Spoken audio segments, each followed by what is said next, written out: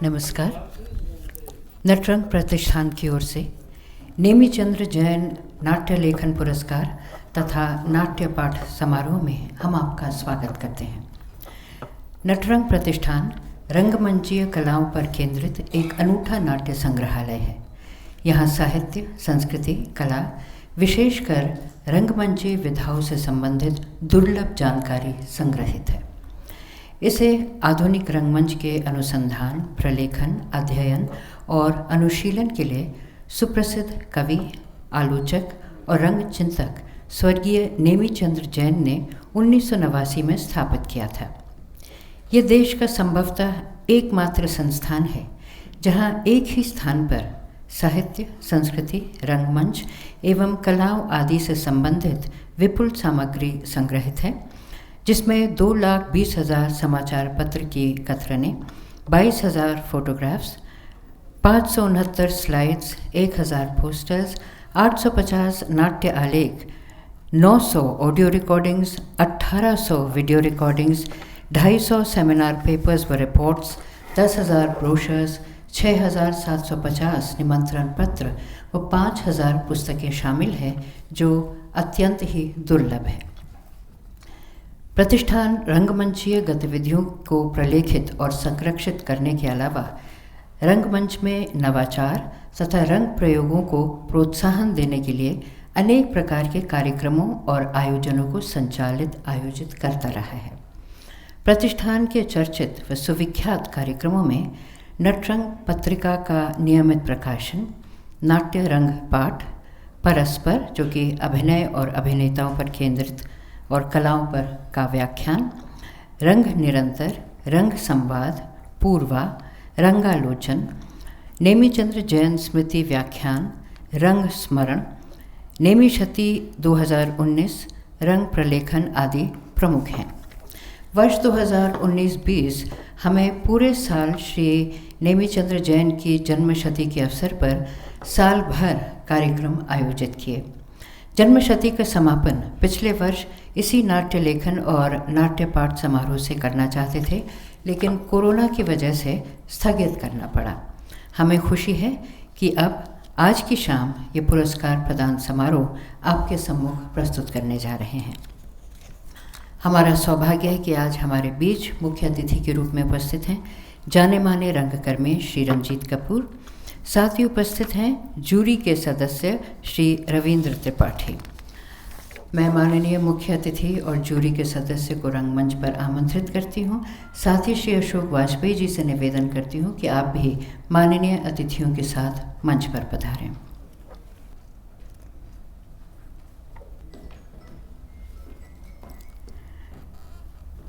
नटरंग प्रतिष्ठान की निदेशिका श्रीमती रश्मि वाजपेयी से निवेदन है कि आप मंच पर उपस्थित माननीय अतिथियों का अभिनंदन करें।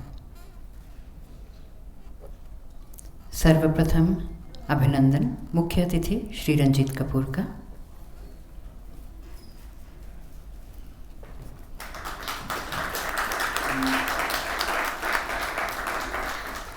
अभिनंदन जूरी के सदस्य श्री रविंद्र त्रिपाठी का।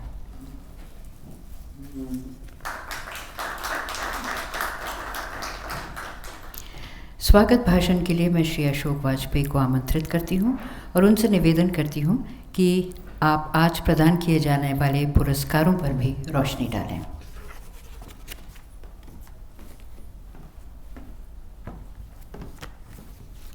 मित्रों, जैसा कि आप में से अधिकांश लोग जानते हैं, नेमी जी की कई चीज़ों में दिलचस्पी थी। साहित्य में, रंगमंच में, उपन्यास में, कविता में, आलोचना में।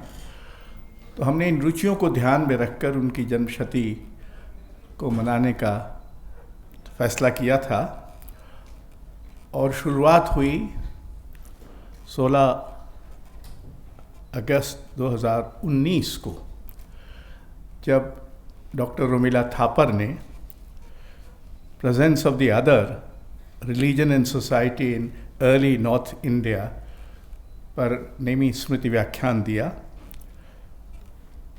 श्री बंसी कौल, जो दुर्भाग्य से अब हमारे बीच में नहीं रहे, उनके से प्रेरित नेमी जी के जीवन पर एक नाट्य प्रस्तुति हुई, साक्षात्कार अधूरा है, और पंडित मधुप मुद्गल का शास्त्रीय गायन हुआ। फिर उपन्यास पर मृदुला गर्ग की अध्यक्षता में गोष्ठी की गई, जिसमें अल्पना मिश्र, सुजाता, आशुतोष भारद्वाज, उमाशंकर चौधरी, गीतांजलि श्री आदि ने भाग लिया। कविता पर मंगलेश डबराल, पूनम अरोड़ा, असद जैदी, विश्वनाथ त्रिपाठी, मदन कश्यप, मृत्युंजय, मिथिलेश श्रीवास्तव, अरुण देव, गिरधर राठी, सौमित्र मोहन, जयप्रकाश करदम, फिरदौस आदि ने भाग लिया। रंगमंच पर असगर वजाहत की अध्यक्षता में जो आयोजन हुआ, उसमें ज्योतिष जोशी, देवेंद्र राज अंकुर, दोनों सौभाग्य से यहाँ हैं, रवींद्र त्रिपाठी, राजेश तैलंग आदि ने भाग लिया। उन पर एक फिल्म भी दिखाई गई और संस्कृति विस्मृति दुर्व्याख्या पर परिचर्चा भी हुई, जिसमें डॉक्टर नीरा चंदहोक, प्रोफेसर सुधीर चंद्र, डॉक्टर अपूर्वानंद और श्री प्रियदर्शन ने भाग लिया। इप्टा पटना द्वारा नेमी जी पर केंद्रित एक समारोह हुआ 2 दिन का।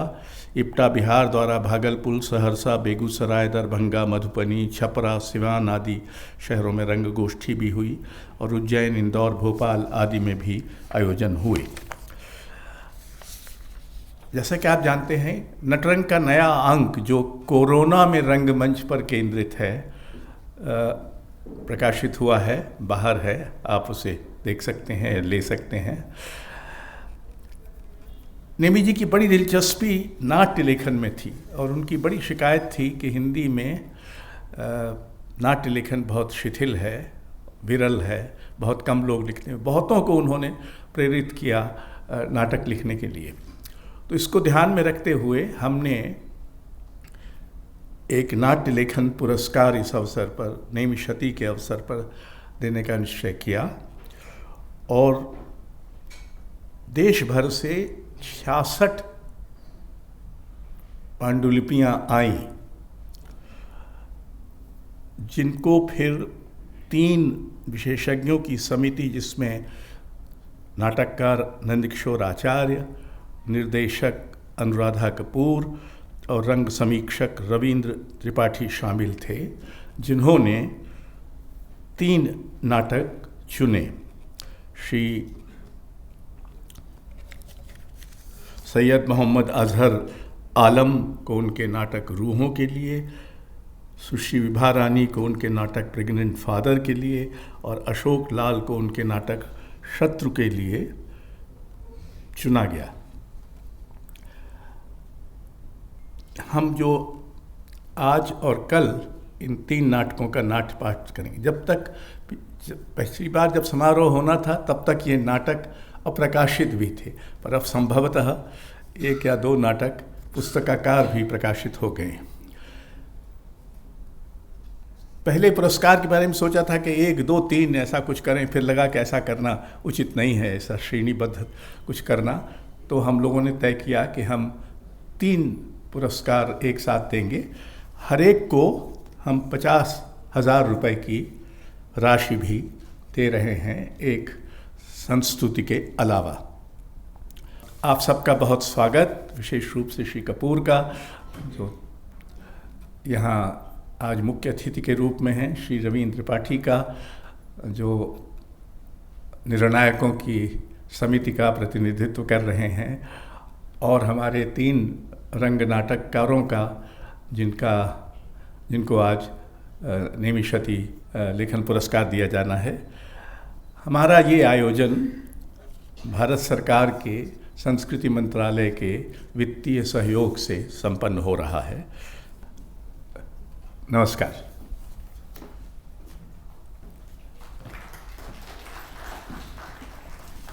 आपका बहुत धन्यवाद। और अब वो घड़ी जिसका हम सभी को इंतज़ार है, यानी कि अवार्ड प्रेजेंटेशन। नाटक रूहें के लिए श्री सैयद मोहम्मद अजहर आलम। उर्दू में डॉक्टरेट प्राप्त श्री अजहर आलम नाट्य निर्देशक, अभिनेता, नाटककार के साथ साथ कोलकाता में हिंदी रंग समूह लिटिल थेस्पियन के संस्थापक और कला निदेशक भी हैं। उर्दू में 3 प्रमुख नाटक रूहें, नमक की गुड़िया और चाक की रचना के अतिरिक्त उन्होंने अंग्रेज़ी, बंगला और हिंदी के अनेक नाटकों का उर्दू और हिंदी में रूपांतर भी किया है। उन्होंने 25 से अधिक प्रमुख नाटकों का निर्देशन किया, जिनमें स्वरचित नाटकों के अलावा कबीरा खड़ा बाजार में, धोखा, रेंगती परछाइयाँ, बू और गेंडा शामिल हैं। 45 नाटकों में अभिनय तथा 1 फिल्म में प्रमुख भूमिका निभाने के साथ निर्देशन, अभिनय, प्रकाश व्यवस्था तथा मंच सज्जा में विशेषज्ञ के तौर पर इन्होंने अध्यापन भी किया है। उर्दू की एक नाट्य पत्रिका रंग रस के मानद संपादक अजहर आलम जी पश्चिम बंगाल नाट्य अकादमी के श्रेष्ठ नाटककार और श्रेष्ठ निर्देशक पुरस्कारों से सम्मानित हैं। श्री अजहर आलम का लिखा नाटक रूहें सामंती समाज और सामंती दृष्टिकोण के भीतर निहित उस अंतर्निहित अनुवर्ता को रेखांकित करता है जो जिद के साथ अपने को बनाए रखना तो चाहता है, लेकिन जिसमें किसी तरह की मानवीय संभावना नहीं बचती है। इसके अलावा इसमें व्यंग्य और हास्य के वो तत्व भी हैं जो इसकी संभावित प्रस्तुति को रोचक और मनोरंजक भी बनाती है। संजीदगी और रोचकता, इन दोनों ही पहलुओं को समेटने के कारण ये कृति समकालीन नाट्य सृजनशीलता का एक विशिष्ट उदाहरण है। नेमीचंद्र जैन की जन्मशती के अवसर पर श्री अजहर आलम को हिंदी में श्रेष्ठ मौलिक नाट्य कृति रूहें के लिए सम्मानित करने में नटरंग प्रतिष्ठान प्रसन्नता का अनुभव करता है। श्री अजहर आलम से निवेदन है कि आप कृपया मंच पर पधारें। श्री रंजीत कपूर से निवेदन है कि आप कृपया श्री अजहर आलम को पुरस्कार प्रदान करें।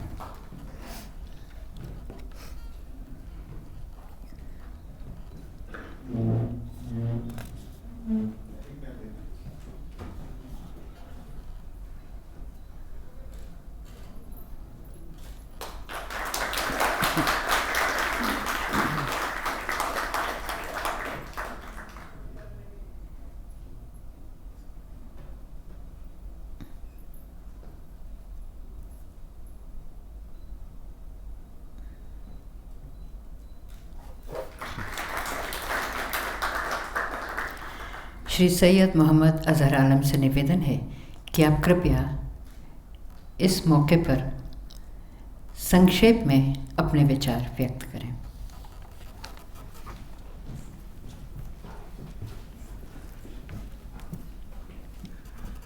नटरंग प्रतिष्ठान और इनके तमाम मेम्बरान्स और मुअज़्ज़ज़ हमारे दर्शक रंजीत कपूर साहब, वाजपेयी साहब, रविंद्र त्रिपाठी साहब, आप सबके सामने एक बात शेयर करते हुए बड़ी खुशी हो रही है कि 2019 में बीकानेर में प्ले राइटिंग एक वर्कशॉप हुआ था और उस वर्कशॉप में मैं अपना ये प्ले लेकर गया था। तो मैंने सुनाया था, जहाँ कीर्ति जैन मैडम वहाँ एक ज्यूरी मेंबर थी और साथ में वहाँ नंद किशोर आचार्य साहब भी वहाँ थे। अब थोड़ा तो वहीं मैंने वो बिल्कुल ताज़ा ड्रामा लिखा था और लेकर हम वहाँ पहुँचे थे। और लोगों ने बहुत पसंद किया इस ड्रामे को। फिर हमने लिटिल थेस्पियन की तरफ से इस प्रोडक्शन को तैयार किया और इसके लगातार शोज़ हम करते जा रहे हैं। बेसिकली मैं डायरेक्टर एक्टर हूँ, इसलिए वो थोड़ा सा पब्लिकेशन इसकी तरफ ध्यान कम रहता है, लेकिन मैंने रिक्वेस्ट किया है नाटरंग प्रतिष्ठान को कि अपनी मैगज़ीन में इस नाटक को जगह ज़रूर दे और इसे छापे तो आप सब तक ये नाटक पहुंच पाएगा। इसी के साथ मैं आप सबका बहुत बहुत शुक्रिया अदा करता हूँ। बहुत बहुत शुक्रिया जी।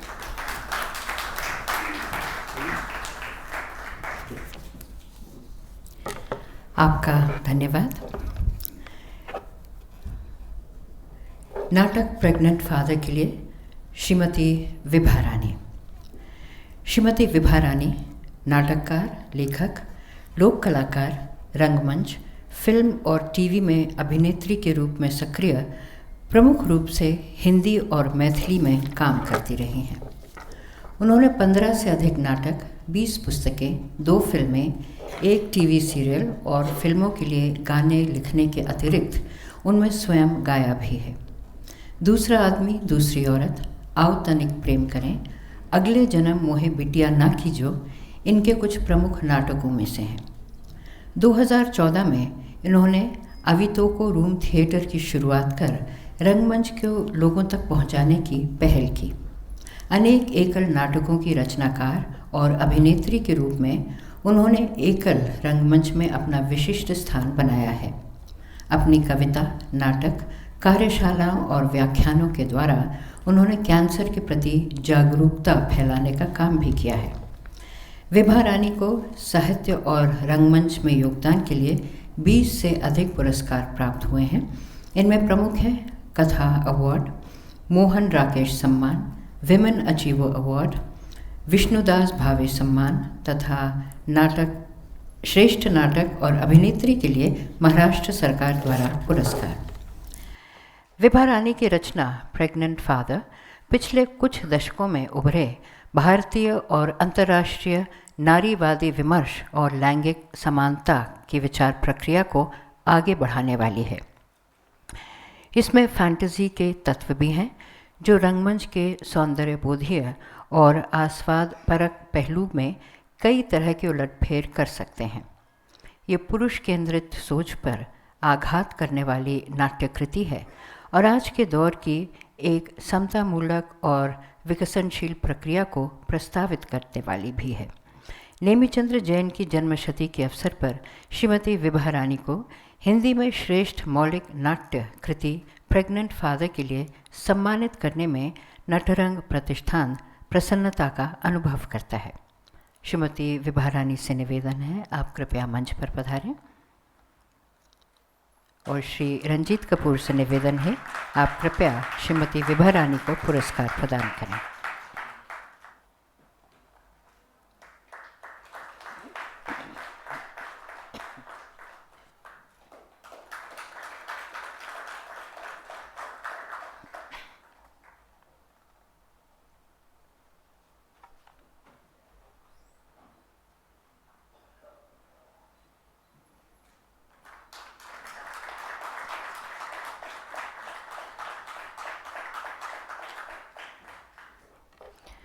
श्रीमती विभा रानी से निवेदन है, आप कृपया इस मौके पर संक्षेप में अपने विचार व्यक्त करें।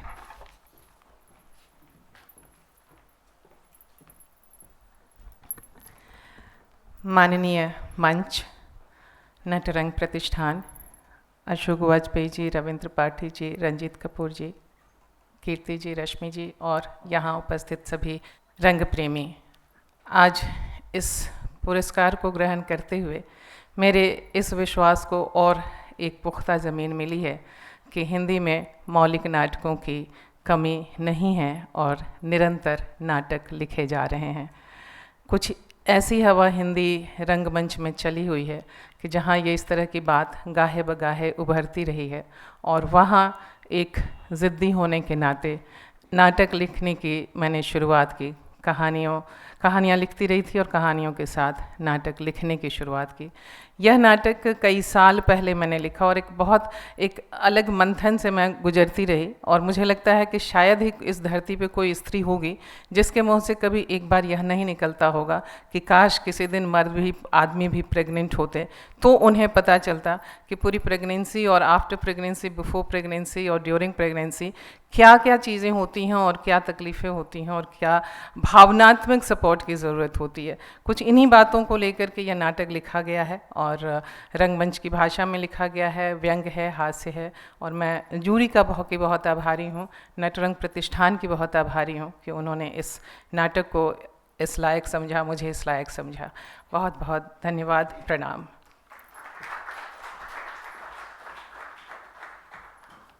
आपका बहुत धन्यवाद।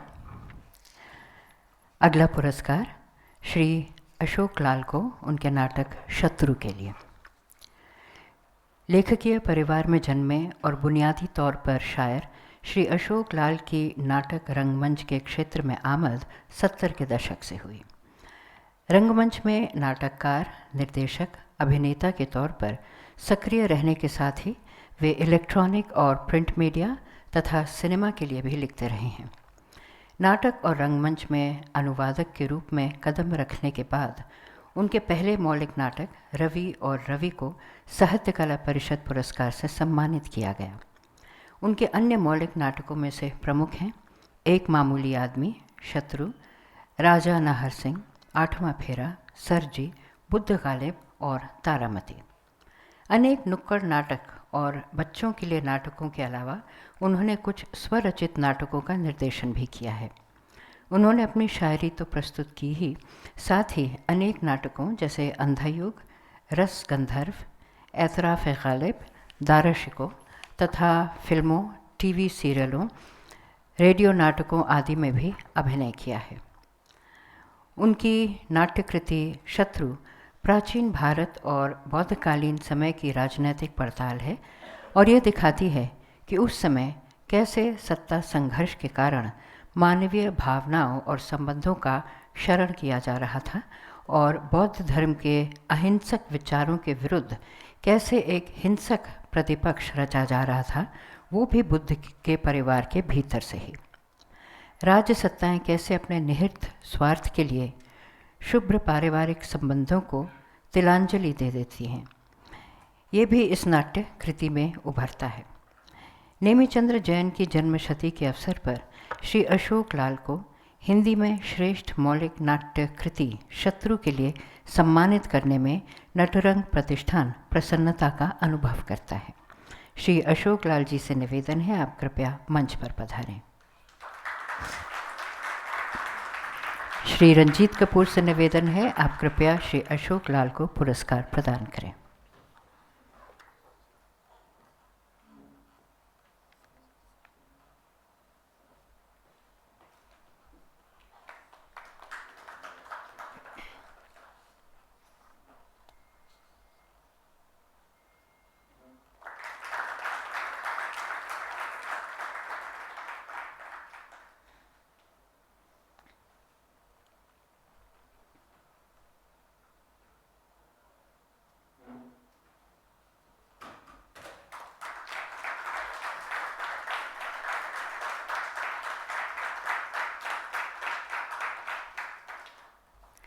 श्री अशोक लाल से निवेदन है, आप कृपया अपने विचार व्यक्त करते हुए 2 शब्द कहें।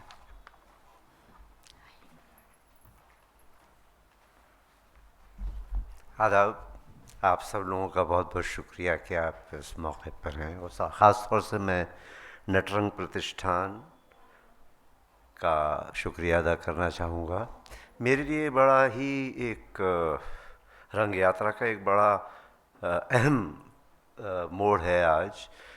नेमीचंद जैन जी ने मेरे नाटक देखा अनदेखा के लिए रिव्यू लिखा था, तब तक मैं नेमीचंद जी को बिल्कुल नहीं जानता था। उन्होंने और सर्वेश्वर दयाल सक्सेना जी ने मेरे जो नाटक के ब्रेस्ट का जो नाटक था उसके बारे में जो लिखा, उसमें सुपरलेटिव्स की कमी हो गई। तो मुझे ऐसा महसूस हो रहा है आज तक कि जैसे मैंने गलती से किसी दूसरे के आंगन में एक बॉल मार दी और उसको छक्का मान लिया हो। मुझे ये एहसास हुआ कि नाटककार होने में बड़ी जिम्मेदारियां आ जाती हैं नेमीचंद जी के उस रिव्यू से।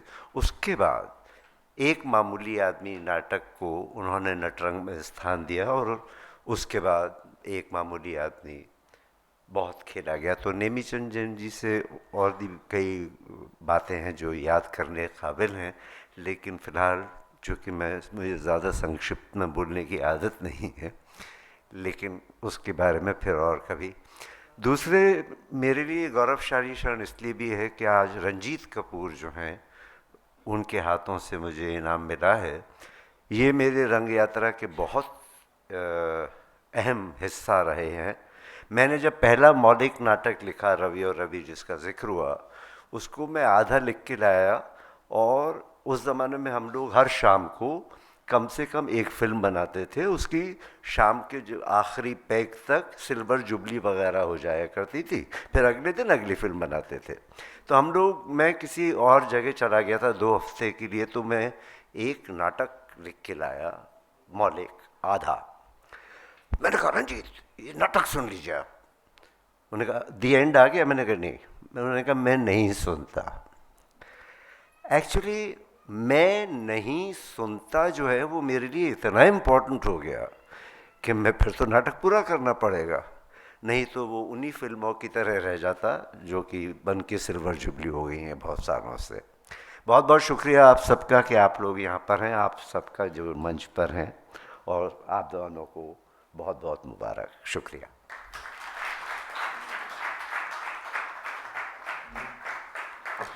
आपका बहुत धन्यवाद।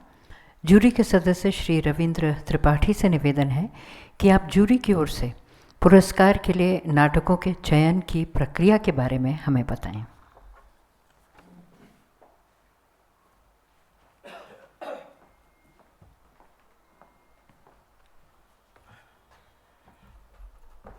माननीय अशोक जी, रंजीत भाई, पुरस्कृत नाटककार और मित्रों, बहुत अति संक्षेप में मैं अपनी बात कह दे रहा हूँ। वैसे तो अगर श्री नंद किशोर आचार्य जी या अनुराधा कपूर जी यहाँ होते तो ज़्यादा अच्छा रहता, ये दोनों मुझसे वरिष्ठ हैं। लेकिन इस प्रक्रिया में 2 बातें हैं कि नाटक कई अच्छे आए थे। तो ये जो अभी विभा रानी जी ने कहा कि हिंदी में बहुत लिखा जा रहा है, ये बात सही है, लेकिन ये भी सही है कि हिंदी में जितना लिखा जाना चाहिए, जितना विशाल प्रदेश है, उतना भी नहीं लिखा जा रहा है। जो विशालता है हमारे हिंदी भाषी राज्यों की या जो समाज की है, इसलिए नटरंग प्रतिष्ठान का ये आयोजन अपने आप में एक बड़ी चीज़ को रेखांकित करता है। नाटक के साथ हिंदी में मुश्किल ये है कि कविता और उपन्यास और कहानी की आलोचना को तो आलोचक लोग लक्षित करते हैं। रंगमंच की समीक्षा जो है हमारी ज़्यादातर नाट्य की प्रस्तुतियों तक है, और नाट्य लेखन के बारे में बहुत कम लिखा जाता है, और रंग आलोचक जो भी हैं वो नाट्य प्रस्तुतियों पर लिखते हैं। इसका असर जो होता है वो नाट्य लेखन को भी होता है कि नाटक का जो लिखा जा रहा है उसके कैसे पढ़ा जाए, कहाँ छपे। तो इस प्रक्रिया में जो कसौटी होती है, जो प्रतिमान बनते हैं, कैनोनाइजेशन जो होता है, वो नाटक लेखन का नहीं हो पाता है। हालांकि नाटक का कैनन तो नाटक के होने में है, लेकिन फिर भी अगर लिखे जाने के बाद उसके बारे में बातचीत हो, और नेमी जी अपने वक्त में भी ये काम करते थे। मुझे खुद याद है कि उनके आवास पर जो जोरबाग में था, और वहाँ उन्होंने मृणाल पांडे जी का एक नाट्य पाठ आयोजित किया था। मैं तो उसमें दिल्ली यूनिवर्सिटी में एक रिसर्च स्कॉलर था। मुझे उन्होंने फ़ोन करके मेरे फ़ोन के तुम आना ज़रूर, तो मैं गया था। अंकुर जी भी थे वहाँ, मुझे याद है। तो इस तरह के आयोजन वो करते रहते थे, उसी परंपरा को नटरंग प्रतिष्ठान आगे बढ़ा रहा है। दूसरी बात कि कई अच्छे नाटक थे, और सिर्फ 3 ही नहीं थे, लेकिन कुछ तकनीकी वजह होती हैं, फिर 3 ही को देना है। तो हिंदी में कुछ वजह से ये सिर्फ 3 नाटक प्रदर्शित हुए, लेकिन ऐसा नहीं था कि यही सिर्फ 3 नाटक थे। एक तरह से चर्चा हुई कि क्या किया जाए, किन किन को दिया जाए, पर कुछ तकनीकी वजहें आई, अंत में इन तीनों का चयन हुआ, जो कि निश्चित रूप से एक श्रेष्ठ चयन है, एक प्रामाणिक चयन है। पर मैं और भी नाटक थे, और मुझे लगता है कि इस आयोजन के बाद, इस आयोजन से हिंदी में नाट्य लेखन की तो चर्चा हो, नाट्य लेखन के प्रति लोगों का उत्साह बढ़ेगा ही, मुझे लगता है कि नाट्य लेखन पर भी यदि चर्चा हो, नाटकों के बारे में भी आलोचकगण वैसे ही लिखें जैसे कविता और उपन्यास या कहानियों के आलोचक लिखते हैं, तो उससे नाट्य लेखन और आगे बढ़ेगा। मैं इतना ही करके फिर से नटरंग प्रतिष्ठान को इसलिए भी बधाई देता हूँ कि उसने एक हिंदी रंगकर में एक जो बहुत ज़रूरी चीज़ है, नाटक होने के अलावा हिंदी के नाटकों पर, लिखित नाटकों पर चर्चा करने का उसका अवसर दिया है। यह तो सिर्फ आयोजन है, अभी इसके बाद और कल भी 3 नाटकों पर नाट्य पाठ है, उससे भी एक नाटकों के बारे में समाज में चेतना फैलेगी और आकर्षण बढ़ेगा, और निर्देशकों को जिनको लगता है कि हिंदी में नाटक नहीं है, उनको नए नाटक सुनने का मौका मिलेगा। यह भी एक बहुत बड़ी बात है। धन्यवाद।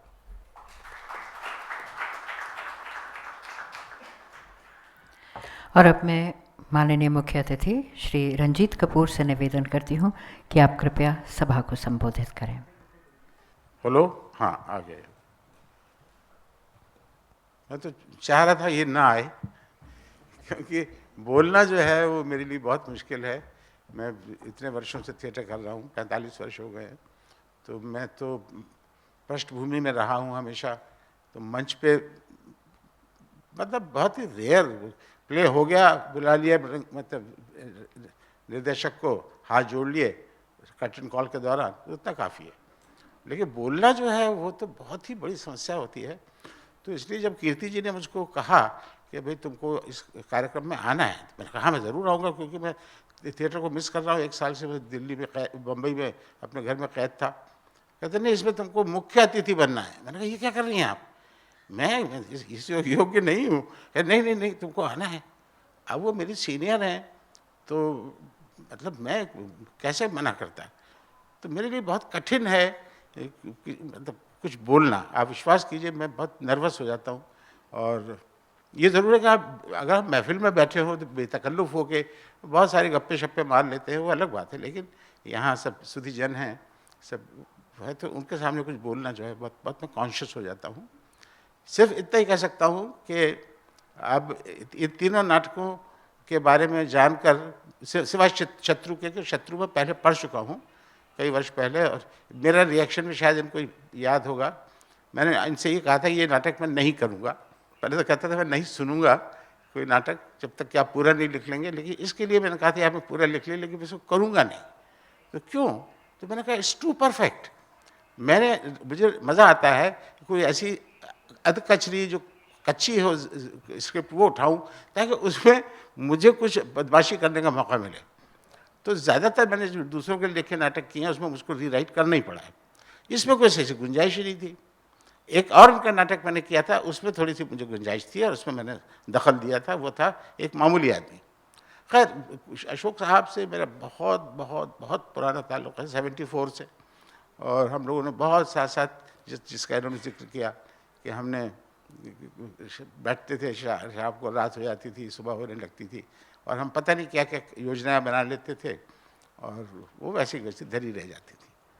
तो खैर, लेकिन आज मुझे बहुत खुशी है इस बात की, और मैं बहुत गर्वित हूँ कि आज मैं इस लायक हो गया हूँ कि मैं अपने हाथ से उनको उसी नाटक के लिए पुरस्कार दे रहा हूँ, जो कि मैं इतने साल पहले उससे परिचित हूँ, उस रचना से।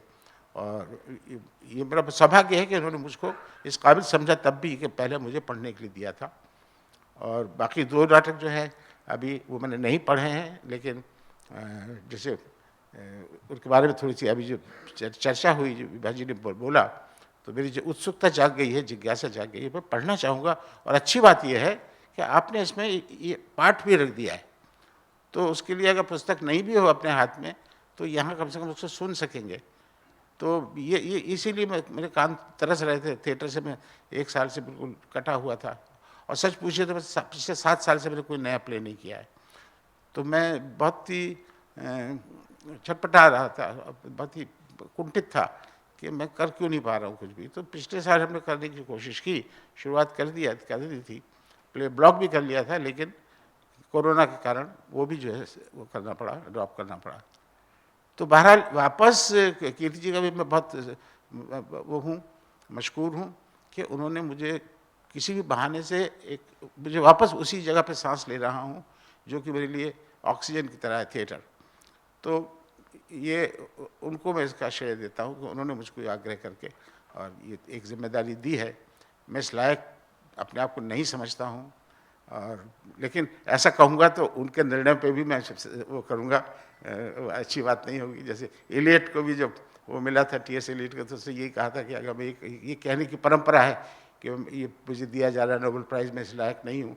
इसका मतलब ये है कि जो समिति बैठी हुई है, आप उनके निर्णय पे जो है शक कर रहे हैं, तो ऐसा नहीं है यहाँ। लेकिन ये ज़रूर है कि हाँ, मैं शब्द के मामले में मैं बहुत ही कमज़ोर हूँ, और मैं बहुत ही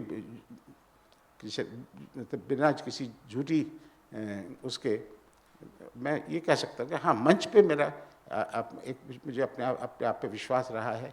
मंच पे जो करता हूँ उसमें मैं काफ़ी अपने आप को कहते सहज महसूस करता हूँ, लेकिन दर्शकों को सामने बैठ के अपने बारे में कुछ बोलना या पूरे एक आयोजन के बारे में बोलना एक बहुत बड़ी जिम्मेदारी का काम है, उसके लायक मैं नहीं हूँ।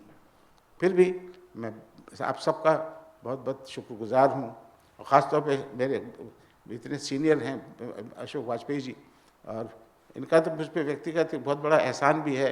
आप भूल गए होंगे, मैं शेयर करना चाहूँगा मैं कि मैं कभी भोपाल में वर्कशॉप कर रहा था उर्दू एकेडमी के लिए, तो उनकी डिमांड थी कि शती मना रहे थे आगा हश्र की, कि आप आगा हश्र का ही प्ले कीजिए।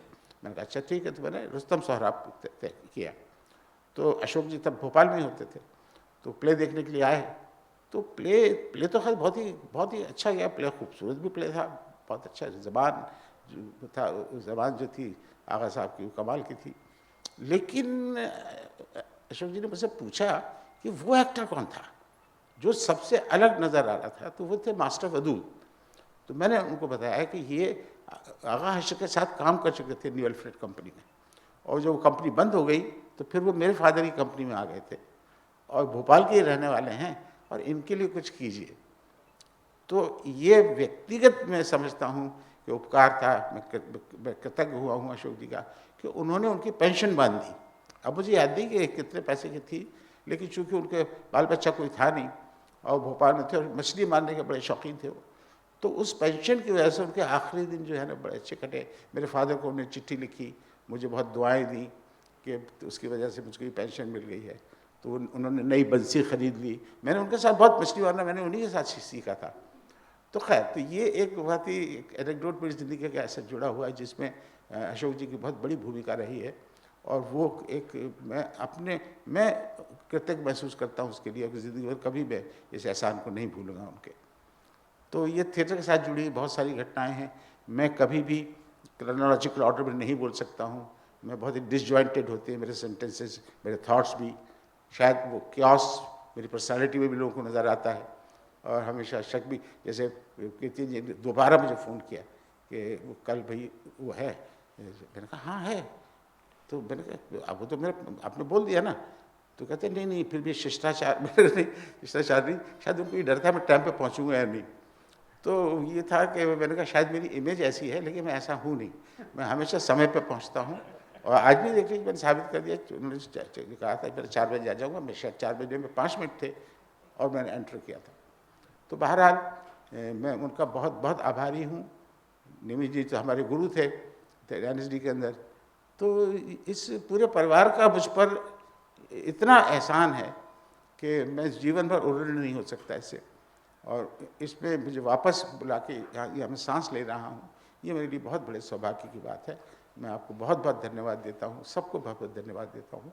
आप सबको भी धन्यवाद देता हूँ कि आपने मुझे इतनी देर बर्दाश्त किया। Thank you very much.